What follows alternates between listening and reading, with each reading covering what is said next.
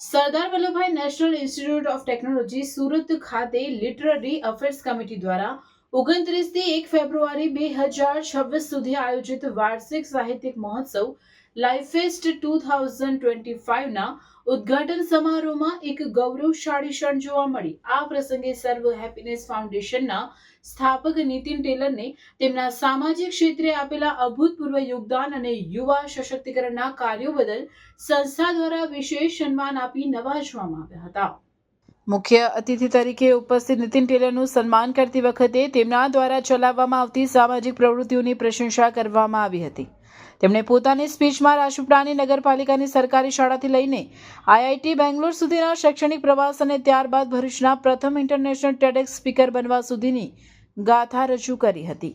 તેમણે જણાવ્યું કે સામાજિક કાર્ય માત્ર સેવા નથી, પરંતુ સમાજમાં સકારાત્મક પરિવર્તન લાવવાની એક જવાબદારી છે.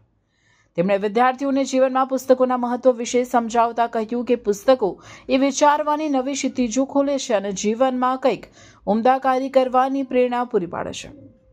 આ સાથે જ તેમણે યુવાઓને જમીની સ્તરના અનુભવો મેળવવા માટે પોતાની નર્મદા પ્રેરણા યાત્રામાં જોડવા આહ્વાન કર્યું હતું. આ મહોત્સવમાં સ્ત્રી 2, ભેડિયા અને મુંજિયા જેવી સુપરહિટ ફિલ્મોના પ્રખ્યાત સ્ક્રિપ્ટ રાઇટર નિરેન ભટ્ટ પણ ઉપસ્થિત રહ્યા હતા.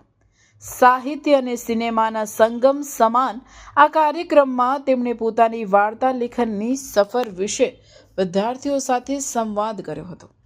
29 જાન્યુઆરીથી 1 ફેબ્રુઆરી સુધી ચાલેલા ફેસ્ટિવલમાં open mic night, show stopper Saini Raj, વાદ વિવાદ સ્પર્ધા, ક્વિઝ અને પેનલ ડિસ્કશન જેવા વિવિધ આકર્ષણો રહ્યા હતા.